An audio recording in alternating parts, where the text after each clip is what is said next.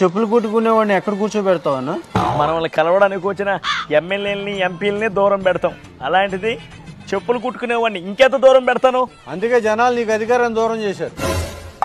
ఒకసారి అటు చూడన్నా, బాబు గారు చెప్పులు కుట్టుకునేవాడిని కారులో తన పక్కన కూర్చోబెట్టుకుని అతను బాధలు చెప్పుకునే అవకాశం ఇచ్చాడన్న. ఇలాంటి మంచి పనులు చేస్తే ఈ ప్రభుత్వాన్ని ప్రశ్నించే అవకాశం ఇంకేముంటదిరా మనకా? బాబు గారు వాళ్ళ ఇంట్లో అడుగు పెట్టాడు, వాళ్ళ జీవితాల్లో వెలుగు వచ్చింది. ఆయన అడుగు పెట్టంగానే వెలుగొచ్చిందా?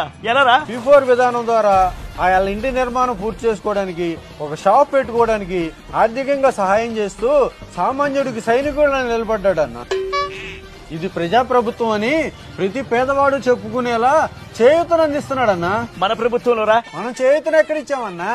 పేదవాడి సొమ్మంతా చేతికి అందినంతా దోచుకున్నాం కదా. బాబు గారు అతను డబ్బు తీసుకొని కుడుతూ నీకు నేను అండగా ఉంటానని హామీ ఇస్తున్నాడన్న. మనం కూడా కొట్టాం కదరా డప్పు. అవునన్నా, కరెక్టే. ఇవన్నీ హామీలు కూడా ఇచ్చానని డప్పు కొట్టుకొని మరీ పబ్లిసిటీ చేసుకున్నావు.